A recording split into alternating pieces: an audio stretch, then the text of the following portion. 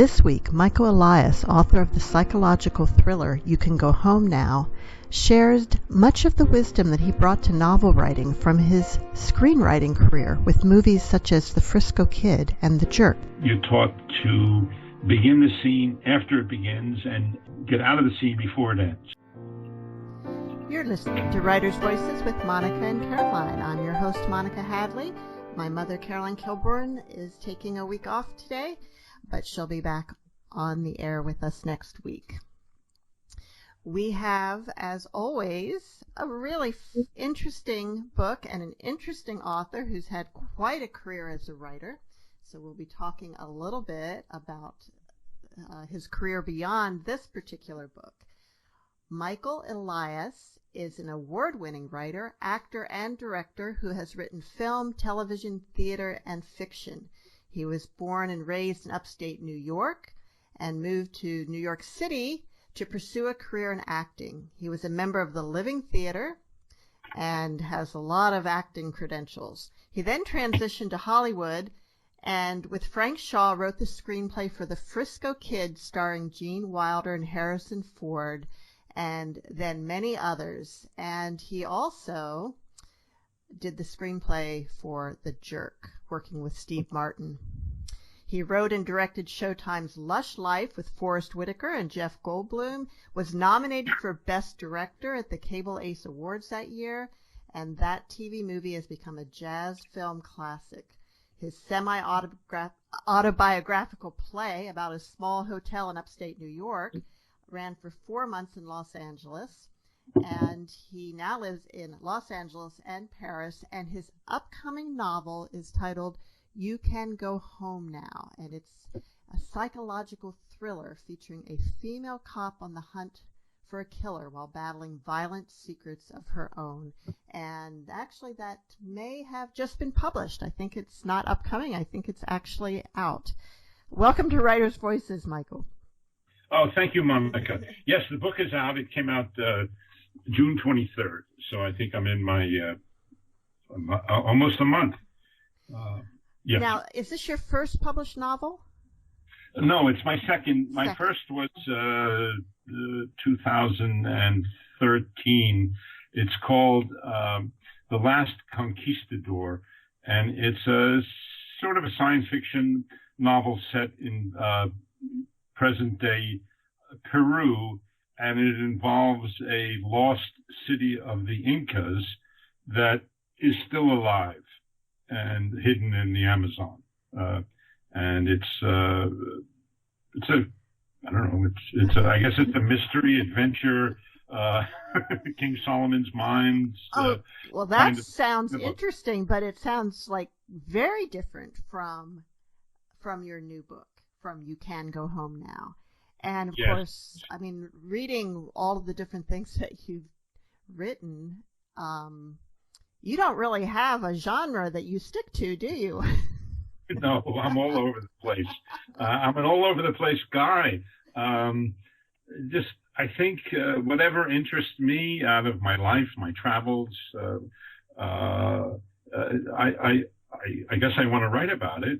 And I started out in acting, and so I was exposed to a lot of different genres there. I was in a play, The Brig, which was about the Marine Corps, and I did comedies and so forth. And but I've always had an interest in I don't know, and I'm interested in fantasy, science fiction, Elizabethan politics. Are those your like top three? Yeah, I guess so. Well, one of my projects is a novel, and I'm sorry, adapting a novel, which I did by Anthony Burgess about Christopher Marlowe, called Dead Man in Deptford, and I wrote a screenplay, and we're trying to get it produced now as a television series as Marlowe as a spy and a playwright, which he was. He was a spy for the Secret Service. And this latest novel, which is, yes, very different from science fiction in Peru, but rooted in reality. This is about something that really has interested me over the years. our American fascination and embrace and actual attraction for revenge. We love it in our movies. We love, and there's no Clint Eastwood movie that ends with the villain having a trial. He's usually thrown out of a window. And we love that, and yet at the same time we're told it's antisocial and it's contrary to everything we're supposed to believe in, and I agree. I'm not for vigilantism at all, but I wanted to explore revenge and at the same time explore the grotesque reality of violence against women. And I somehow found a way to combine these two, I hate to call them themes, that sounds high schoolish, into a novel about a young female detective who's searching for the killer of her father, and that's the revenge part. And because when she finds him, she's going to kill him, and which is why she became a policewoman, to be better able to find this murderer. And at the same time, she's investigating crimes of cold case murders of men whose widows all have the same alibi. They were in a women's shelter, a battered women's shelter. And so I put those two things together and came up with this novel called You Can Go Home Now. Now, I was reading along, and one of the men who was killed was a former cop also, and there's a statistic in here that I think, did it say that if you're married to a cop, your chances of being abused are 70%, or they're 70% higher than if you're not married to a cop? 70% higher, I think. Okay, because it's like if 70% of all women married to a cop were abused, then nobody would ever marry a cop, hopefully. No. But yeah. It's a real problem, and I don't mean, I thought it was NFL players, but it's not. There's a worse category. And now, because of the quarantine, not only here, but in England and France, all over the world, women are forced to stay home in many cases and do not have and it's can be a really toxic and lethal environment. So femicide is increasing, and all, as I said, all over the world. And of course, the whole concept of violence among police officers has gotten a lot of attention in the last couple of months. So this, in a way, is very timely, a very timely topic, because you're right. It's not. These police officers who misuse their authority against the public, members of the public, may be doing the same thing at home. Yes. And the thing about one of the things I point out is, or one of my characters does, if you're married to a policeman and you want to leave, they can find you. Mm. They have access to every database. So it's pretty hard to get away or disappear. Yeah. And police are trained to have authority. And they're trained and told you must, and that authority shouldn't be questioned, because it will be dangerous for you if it is. And that may be their way of being a police person, on the street. It doesn't work in a marriage. Right. So, but I don't. Yeah, and the other thing that's similar is that there's the issue, the culture, the culture of the blue, where police officers who maybe don't agree with how some of their fellow officers are abusing their authority, but they're not willing to kind of turn them in or investigate or punish them for that. They kind of protect them, and that happens as well when an officer is accused of domestic violence, where it can be hard for the victim to get justice. Yes, and they're armed. So it's not, and if you call the police in certain communities, you're being, you're abused, you're beaten, whatever it is. Who shows up? His co-workers, and quite often, well, as it happens in the book, you get talked out of, having him arrested or whatever. So yeah, it's a big problem, yeah. Now, was there some particular event in your life or someone that you knew that prompted your interest in this topic and wanting to write a book based on this? Well, I wanted to write, as I said, I started off thinking about, revenge and how, our fascination with it and how we grow up with all our heroes, whether it's Clint or Denzel or now, Charlize. So that was the thing. And then I thought about who would be the most, who's the angriest, vengeful person I could think of. And it would be a teenage girl whose father was murdered in front of her. And then she became a cop to find him and so forth. Then at the same time, I think it was the intersection of the Me Too movement, and I'm from Hollywood and the land of Harvey Weinstein, and then I started reading more and more about accounts of women in battered, shelters and the notion of safety, and it sort of all came together into this book, and it's pretty. I mean, somebody, said to me, you wrote a radical feminist novel. And I was terribly worried about having, writing in the voice of a woman, the first person voice of a woman.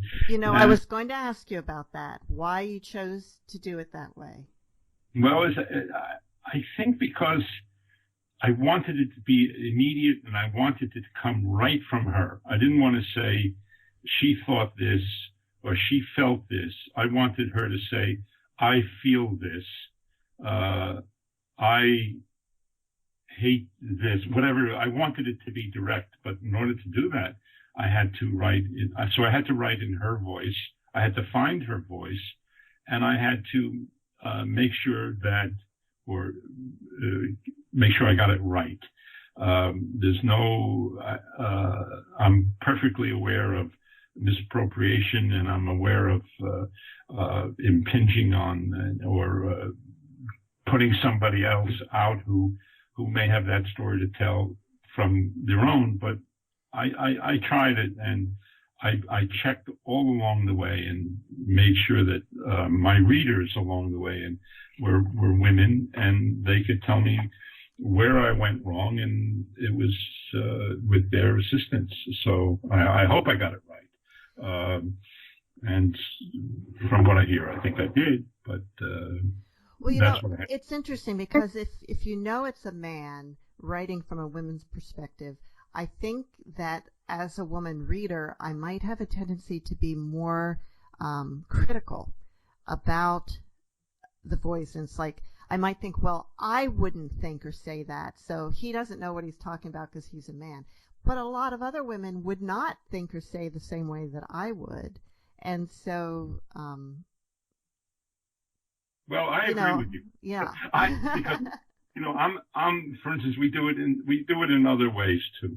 We say, for instance, I say, I'm from upstate New York.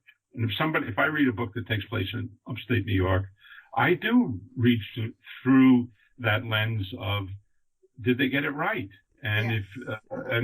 I have a particular, I think as readers, we extend that all the time. And I think that's valid. Convince me that you know what you're talking about. Convince me that you have the right voice. And if you do, I'll go with you. If I think you do, I'll go with you. If I think you don't, I'll put it down. And I've put down I put down a few books that are about upstate New York and say, they didn't get it right. Do you think that men writing from a female point of view, particularly a close female point of view, is kind of a new thing, or have male authors always done that? over the centuries. I think they've always done it. Yeah. I think that, and I think women have written, brilliantly about men. You're going to tell, Hilary Mantel about not to write about Oliver, Cromwell, or whatever. I mean, Shakespeare. There are no boundaries anymore, and never have been. I think that when you're a writer, you want to tell a story, and you decide who tells the story. And I mean, it goes all the way to Jonathan Livingston Seagull, which is about a bird. Exactly. It's funny because that book came out, I think, when I was in junior high or high school. And I really remember it being an important book at the time. But I can't for the life of me remember what the message was. Yeah. I guess it's good to be a bird. He found a way. But we're we read Barbar or whatever it is, but we're allowed to do that. I think you can't say. I mean, today, for instance, there's no shortage of women writing detective fiction, women writing crime thrillers, women writing psychological thrillers, and they're great. So, but in doing that, I'm not taking a book away from somebody. Right. And that's that other argument in terms of, I think it's called An American Crime. Is that what it's called? Where she wrote a book about a Mexican woman escaping from the drug wars. Right? It's a bestseller. Is it American Criminal or American? You know what I'm talking about, right? I'm not familiar with this, so tell me more. Yeah, it's a bestseller. It's a woman an American woman wrote a book about a Mexican woman who's escaping a drug cartel killers, and has to take her family and become try to get it to safety in America, and the route is that of a Mexican or Latin America fleeing violence and crossing the border and all this stuff. Well, that book has come under a lot of criticism because they're saying that is a particular experience that has actually been written about by Mexican authors, and this book is displacing one of those authors, and that now is an argument that has come up, or a debate. I can't find. Well, anyway. I don't quite understand that, because people can choose who to read or which books to read, and maybe somebody reads that book instead of one by a Mexican author, or maybe it inspires interest in that subject and gets people to read more of those other authors. Yeah, and the argument also is that it is a kind of cultural misappropriation by this American author. I'm kind of maybe my butt hurts for sitting on the fence, but I'm kind of I'm not sure where I go on this, because there's a part of me that says a writer can write about anything, and from a Mexican woman fleeing a drug cartel to a woman going into a women's shelter, mine as undercover to find out if they're actually involved in killing men, to a bird, or to whatever, Anna Karenina. There's just, it's limitless. So, but I don't want to make light of what's going on. The disadvantage. Right. Yeah. Of people who writing and find it hard to get published because of their race or their whatever. So that's a discussion that's going on. Well, anyway, that makes sense. That makes sense. Yeah. Anyway, I got away with it, I think. You're listening to Writers' Voices with Monica and Caroline, and our guest today is Michael Elias, author of You Can Go Home Now. Michael, I wanted to ask you, or to mention, in your bio it says that you wrote The Frisco Kid, or co-wrote it, and starring Gene Wilder. Now, Gene Wilder went to University of Iowa. I think he was in the theater program there at the same time that my mother was at the University of Iowa, and that would have been in the 50s. And they apparently were in a play together, although she does not remember it. But another, a very good friend of the family who actually introduced my mother and father to each other, because he went to college with my father and then went to grad school at the University of Iowa and met my mother, and so introduced them to each other. And he does remember Gene Wilder being in this play with them at the University of Iowa. But he had a different name then. Yeah, you're right. And I can't remember it. I can't remember it either. It might have been... yeah. I was thinking something Zimmerman or something, but I think that was Bob Dylan. Bob Dylan, yeah. Yeah, that was Bob Dylan, who this friend also knew, had also met before he was Bob Dylan. So Iowa is famous for the writing program. Yes, right? it is. That's right. Oh, yeah. That's That was, right. boy, I tell you, if I was around at the time, not around, I don't know what, I would have loved to gone to. But see, I didn't decide to become a writer until later. I went through this. I think I always wanted to be a writer, but the idea of actually being one was so out of my. I just couldn't imagine it, and it took. And even though I was a Hollywood writer, which I don't think I became an author for a long time until recently. I had writing jobs. I wrote movies and television shows, but I think the first thing was. But all that was in collaboration with wonderful people, whether it was Rich Eustace, my partner, we did Head of the Class, or Steve Martin on The Jerk, or all the television writers I work with, Carl Reiner. That's all collaboration, and that's different from locking yourself or being in a room and facing a blank page by yourself and writing a novel or a play. It's quite different. I can imagine that it would be. And what was the draw for you to do the novels? I think I was tired of people telling me what to do. Number one, I didn't need anybody's approval. I didn't need anybody's in the beginning. All I needed was to write. And when you write in Hollywood, you're always you sell it and you don't own it. And or you're working for somebody, and people have opinions about what you do, and they have power.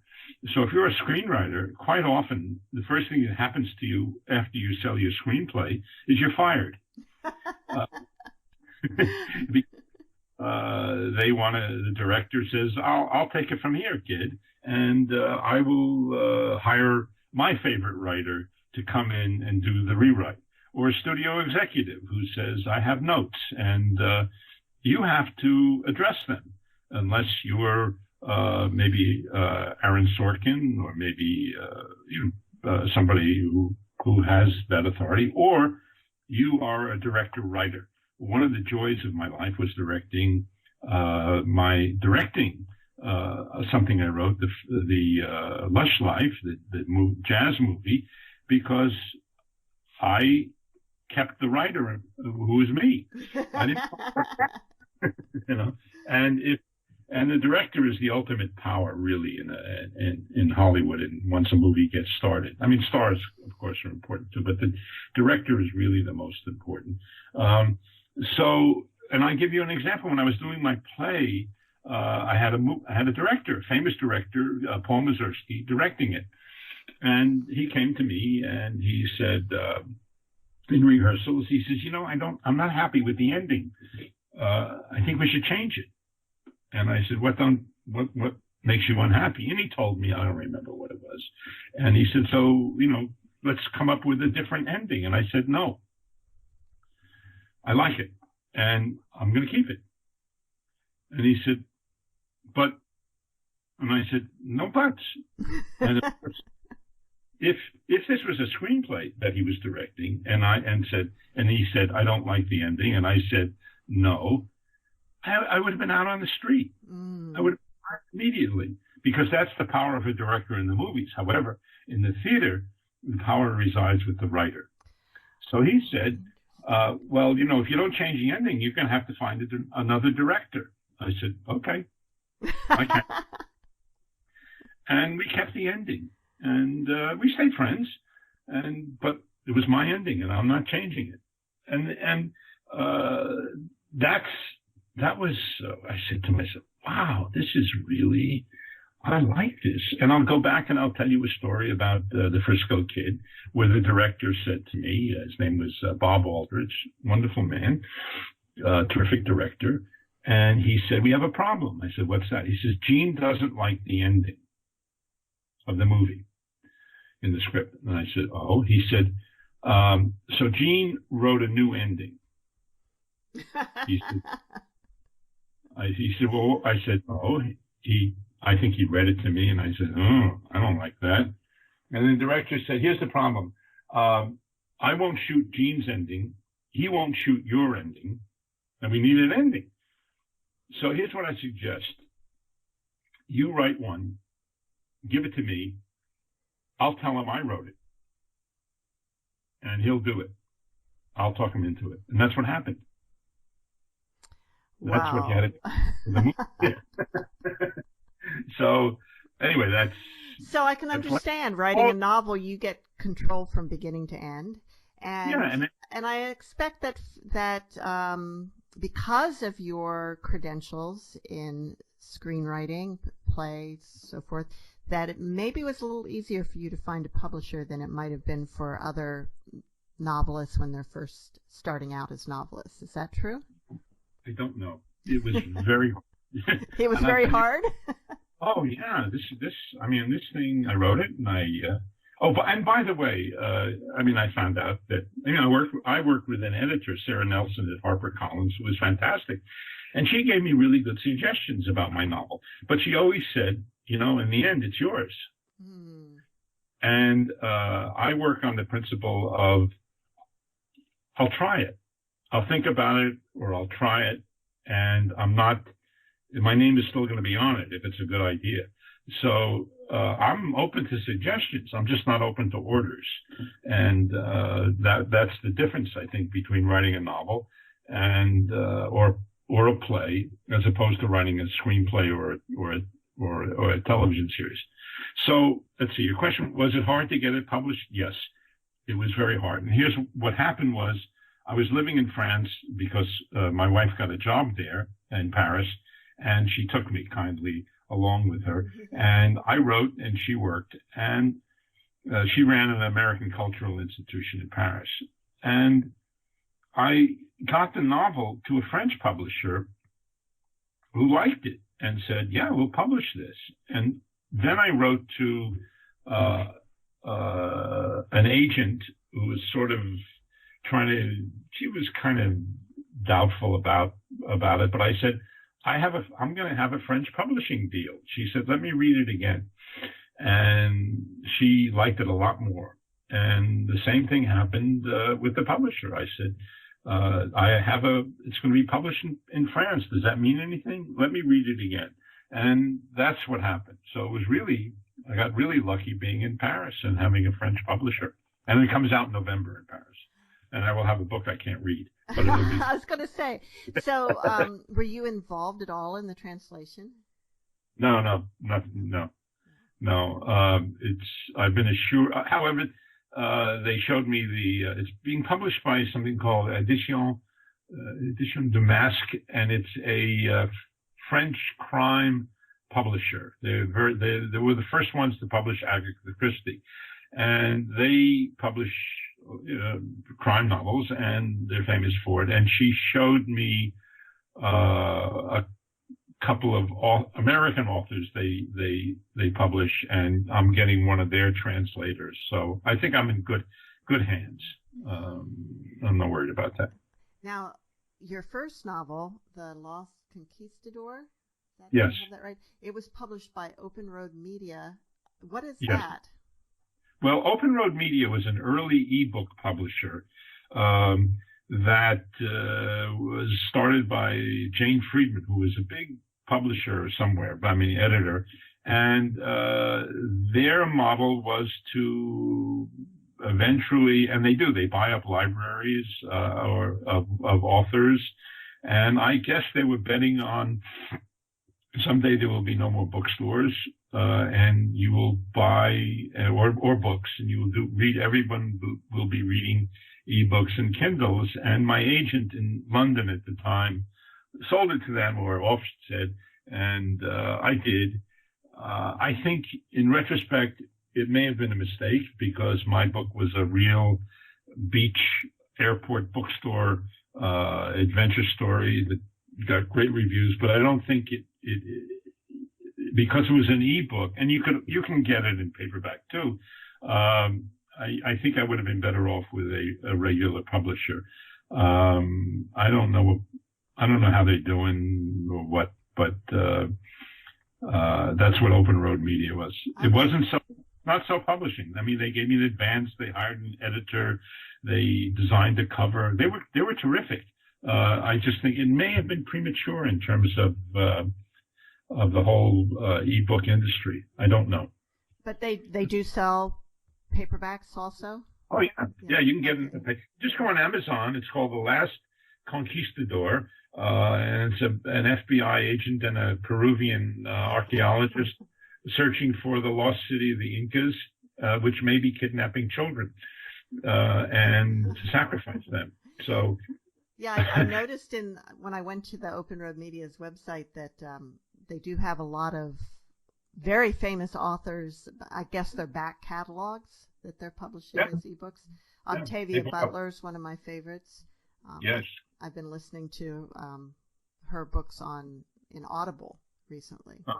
And particularly there's one that there's a movie coming out called Antebellum. Are you familiar with that movie? No. It stars Janelle Monáe, and it's kind of based on one of Octavia Butler's stories called Kindred, or one of her books. So I wanted to listen to that before I saw the movie. Okay. So, Michael, would you like to read a little bit from You Can Go Home Now? Sure. I'm going to read about my character's heroine is named Nina Karim, and she's, as I say, from upstate New York, and she writes about the murder of her father, the assassination. And I will tell you that her father is a doctor who is working for Planned Parenthood, and he's assassinated by a anti-abortion terrorist, and that's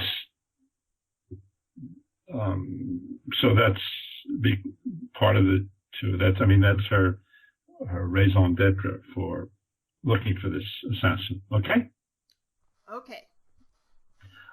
So she says, from my bedroom window, I had a view of the woods behind our house, a Catskill forest speckled with tall red black spruce, thick balsam fir, and slender mountain ash. White-tailed deer nibbled the tender branches of the apple tree my father planted on the edge of our property. One winter evening after dinner, when it was my turn to take out the garbage, I saw a bobcat under a tree, its taut brown body against the white snow, paw raised, staring at me, evaluating me as friend, food, or threat. I wasn't afraid. I tried to match its stare. After our staring contest was over, it leaped in the air and disappeared back into the alder brush. On another evening, under the same tree in that Catskill forest, a man aimed a rifle and sent a bullet through our kitchen window, spilling my father's brains onto the floor, splattering his blood on our white refrigerator door.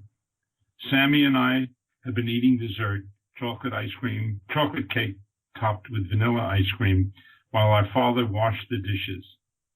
He had sent my mother upstairs. Gloria, darling, you cooked, I'll clean up. My mother never heard the shot, only my brother's scream. She burst into the kitchen, saw my father lying on the floor, turned off the kitchen faucet, swooped Sammy in her arms, and carried him out of the room. Like all murders, the bullet that ended my father's life changed ours forever. I was alone, the last human being in the world. An enormous pair of scissors had cut every string that connected me to all the people I loved and knew. My body felt like cigarette smoke. I thought I was going to rise and be sucked out of the room, through the shattered window into the dark night. But nothing like that happened. My mother came back, took my hand, led me out into the living room. She sat me down next to Sammy on the couch, cradled us in her arms, and called 911. I was 17. My brother Sammy was 9. The police searched for the killer. They scoured the forest with bloodhounds, set up roadblocks, checked gas stations with CCTVs. They brought in the FBI, the New York State Police, and a lot of expert forensic killer. The killer was smart. He'd come to the shooting spot in his socks. There were no shoe tracks. He'd fired his rifle while sitting on a painter's tarp that he'd taken with him, so there were no fiber analysis. He hadn't eaten, smoked, or drunk anything while he waited. No cigarette butts, no half-eaten candy, no urine passed from his bladder. The shell casing was never found. The bullet that had opened my father's skull was homemade. There was no tracing it. The killer was an expert at his profession. But so am I, and I'll find him, the cowardly bastard. He murdered my father and destroyed my family. It will not be I alone am left to tell the tale. No, it will be I alone am left to get revenge, not on a dumb whale, but on an intelligent human being. That's it. Thank you. And that was Michael Elias reading from You Can Go Home Now. Now, in a screenplay, that would be what? 1 page, maybe? That's right. Let's see. Well, yeah, it would be. Yeah. It would be. Let's see. Nina, her father and brother are in the kitchen. Her father turns and says, "You guys want dessert?" "Yeah, Dad." Bang. Yeah. And then mother rushes in, and you describe it. So that's the difference. You can't say what anybody feels. You can't say any emotions. You describe the action.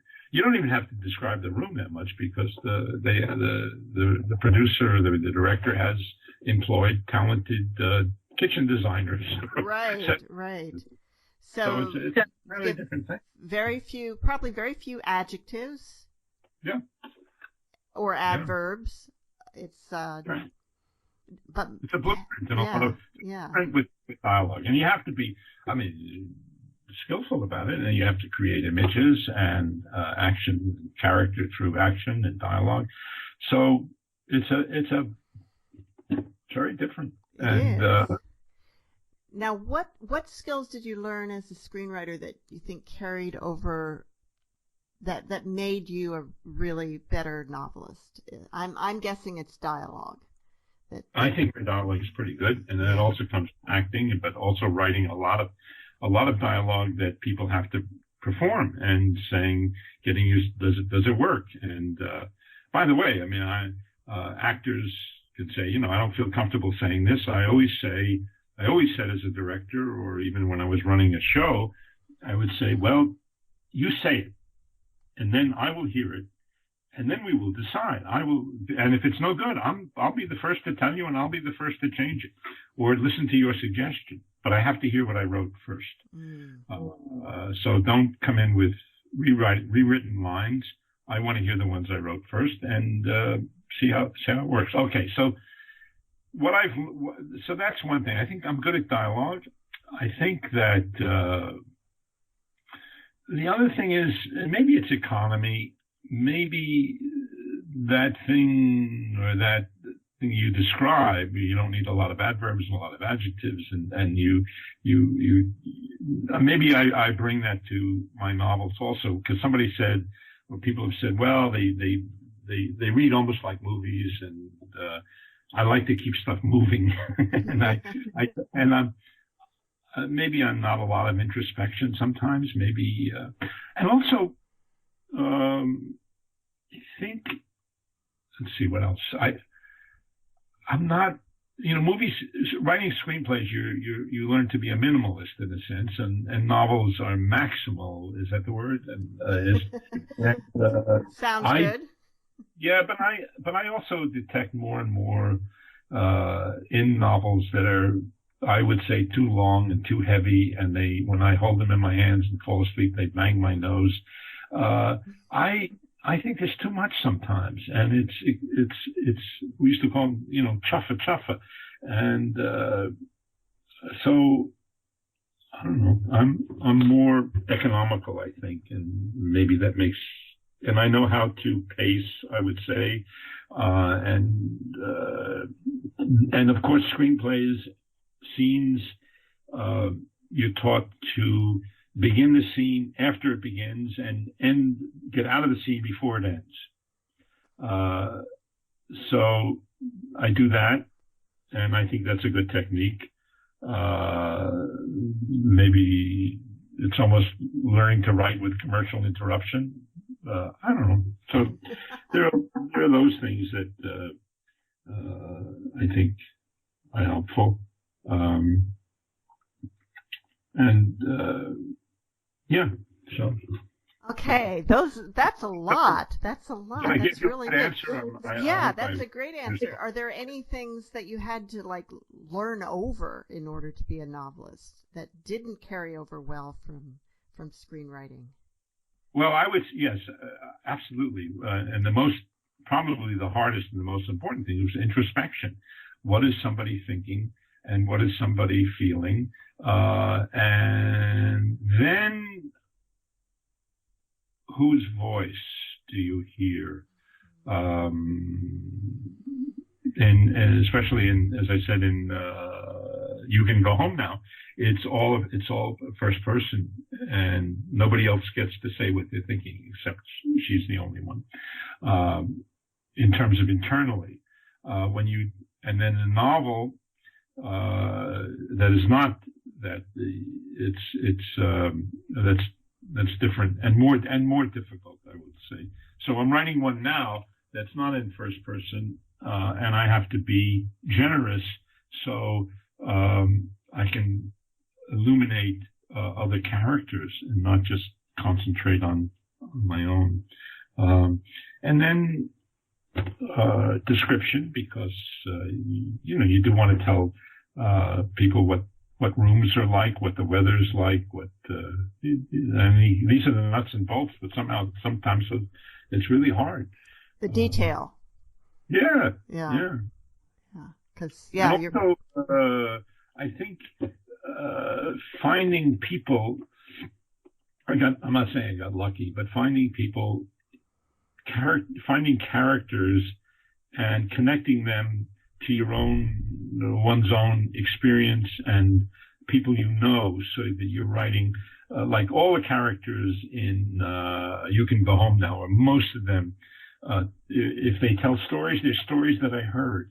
If I tell about give their backgrounds or their bios, fictional, whatever, they're stolen from somebody else. So that's, somebody said, to be a writer, your life comes in handy, and it does. I like that. Yeah. Now, do you have a specific work routine for writing? No, I have to sadly say, and I would trade it in a minute, but the pandemic is actually good for writers because we can't go out as much. and it's actually kind of. And I talk to my writer friends about this. They say, "Man, I'm actually happy, not happy, but I'm okay." It used to be where my writing day would be trying to put off writing as long as possible by doing all kinds of other things until I ran out of them and then was forced to write. So my time really writing time began around 3:00, and would go till 7. So those are my best 4 hours. Now, whether it's I'm in a hurry to write more and the hardware store is harder to get to, I like to get to work in the morning and pretty much spend as much as the day, except for lunch, and writing and attending to things that I do on the computer, which includes reading, writing letters. I like to write letters a lot. That's a good thing, and sometimes it's a good warm up for me to write a letter. And I bet people like getting them. I hope so. Yeah, it's a good thing, and but they used to call it attending to one's correspondence, right? So I like doing that, and we have so many. And the other thing is, it's writing, on the computer. I think we used to write on a typewriter, and you got bored or you got stuck. You got up and you walked around the block. And now, if I get stuck, I can go to Huffington Post. Well, that's good and bad, because it's very easy to get distracted by incoming emails, by alerts popping up on your computer. Yeah. Michael, I wanted to ask you, and actually, I should remind listeners, if you're just tuning in, that this is Writers' Voices, and our guest today is Michael Elias, author of You Can Go Home Now. And I wanted to ask you about writing comedy, and which you've done. You co-wrote The Jerk, and I imagine some of your other screenplays and TV series had pretty heavy comedy elements. I have found that people who try and write comedic novels, it's really difficult. Is this something that you're going to attempt at some point? Well, I have one finished, and I suppose it's comedic in the sense that it's about a writer, a Hollywood writer, and it's about all the trouble he gets into as he works as a writer. And some parts are funny, and some parts aren't. I think they're funny, and some parts aren't. You raise an interesting point, because I'm trying to think of a novel that's funny, comic, and I'm reading one now. Actually, it just came to Pickwick Papers, Dickens. Pretty funny. I never thought of Dickens writing comedy, but I haven't read Pickwick Papers. Pickwick Papers is really funny. It's great characters, great situations, and they're it's funny. It's pretty much laugh out funny. But I see what you mean, and I think sometimes Philip Roth can be really funny. Who else is funny? Damon Runyon is funny.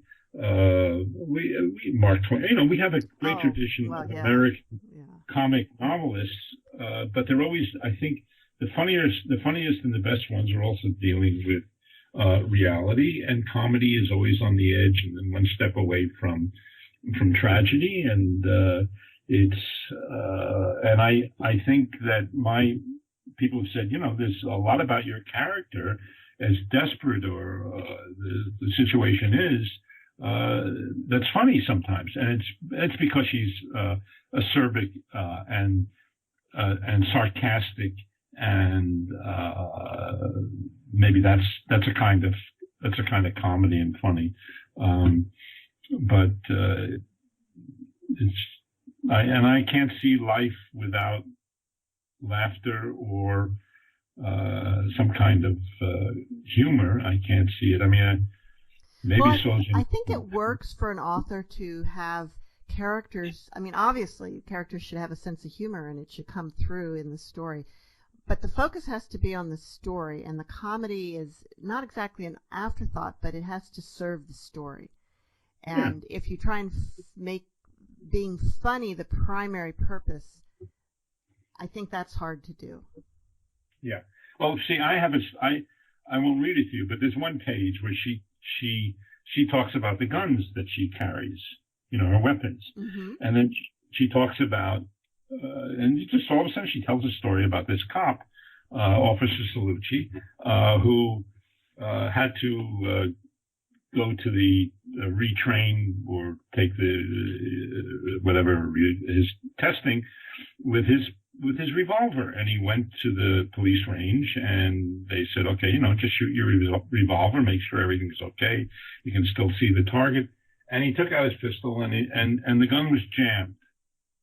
And they examined the gun and they said, there's a cement-like substance around the fire pin, and it will not allow you to fire. And he freaked because he said, imagine himself facing a bank robber, shooting back, and his gun wouldn't fire. And they analyzed this cement-like substance, hardened substance, and they determined that it was hardened mozzarella cheese that had dripped down from all the pizza he ate in his patrol car. Right? Right. That's a pretty funny story. It is. But as she tells it, so it begins with further analysis of his pistol revealed cement-like material around the hammer to be hardened mozzarella cheese that had dripped down on the weapon from the hundreds of pieces of slices Officer Salucci had consumed while sitting behind the wheel of his patrol car. My own weapon, a regulation Glock 22, is strapped to my hip under one of the two navy blue J.C. Penney blazers I rotate, along with 4 white blouses, 3 pairs of blue slacks, and 2 pair of black rubber-soled shoes that comprise my normal work costume. And she says, and goes on, a winter down jacket, and my just-in-case weapon strapped to my ankle is a .38 Ruger LCR, the lightweight compact revolver. I call it the NLF, the nasty little blank. It's about 5 inches long. Apparently it kills as well as anything else. The point is, unlike Officer Salucci, when I need to fire my weapons, there will be no cement-like mozzarella on either of them. Mm-hmm. So far, I have never had to fire either weapon at any living thing. So far. I don't wear makeup. I have a serious interest in a man, Bobby Booth, the one I sleep with when our busy schedules allow. Mine is a homicide detective, his as a loan shark. So I tell a funny story, but I get out of the funny story into something serious, which is about how she intends to use her guns. Right. And that's it. Right. Yeah. So how did you get the details of being a cop, right? We all think we know what it's like because we watch Law and Order, or we watch other, police procedurals. We've been watching them on TV and movies our whole lives. But were you able to go behind that and actually do research at the source? I will confess that you gave the answer. I have watched thousands of hours, I think, of police movies, police procedurals, read the books. I think I know pretty much what it's like to be a cop from every kind of media that we've been exposed to. I've read, I don't know how many novels. Could I say hundreds of novels? No, I can't hundreds. But just as you said, that's where we. And I once read an interview with a cop who says, he's a consultant. He said, just make it up. It's probably going to be true. And although I did want to get one person commented, I think in a review, said, your character handles many cases through the book. And I said, well, yeah, she said, all the novels that I've read, police procedurals, it's solving one crime. She says, I said, well, I think if they were assigned one crime, they couldn't, it's not right. And so, And she said, but it's always the cop is trying to solve one crime, the detective. So I have her solving a lot of stuff and juggling, and she's trying to, as you know, in the beginning, she's trying to deal with a missing person. She's trying to deal with a person who comes in and confesses to a murder, but he doesn't know who he killed. He can't remember. And then there's another person who calls up and says, I'd like to hire you to find my son's cat. So she's got a purpose. And even while she's trying to figure out the main mystery, she's still got other stuff going on. She's got to solve a hit and run. She's got murders, all this stuff. And I think that's why they're overworked. Yeah. Anyway, yeah, but that's the answer. We're so familiar. And when somebody says to me, how did you think of that? I said, I don't know. Maybe I got it from a comic book I read when I was a kid. I don't know. So, Michael, you mentioned that you're working on another novel, and I think maybe you even have another one complete already. Did you say? Yeah, I have complete, but I wanted my next one to be a thriller, and I'm in the middle of that, and that's it's called Night Dive, and it takes place in Maui, and a man is trying to find out why his wife disappeared and never came out of the ocean on a night scuba dive with a bunch of people. And you're living in LA now. Do you think you'll ever get back to Paris? Oh, I hope so. Yeah, I love Paris. Yeah. I had a good time there. We did. We ended up making a lot of friends, and I like it. And my sister lives in London. One sister lives in London. One sister, where she has a restaurant, and I love going to her restaurant. It's called the River Cafe, and my other sister lives in Berlin, and her name is Susan Elias, and she's a wonderful artist. So, Los Angeles is far from both of those places, and Paris isn't. And that was one of the real attractions for Paris. So that's it. Well, I'm hoping we can all travel again soon. Wouldn't it be great? Yeah, it would. So do you have any parting words for us today? Buy books. Good idea. Buy books. Well, thank you for being with us. This was a pleasure, Michael. Thank you. Look forward to hearing it. And thanks again. They're terrific questions. I really enjoyed the conversation. Thank you. Thank Our closing quote today is from Josh Billings. There is no revenge so complete as forgiveness. And see you all next week on Writers' Voices.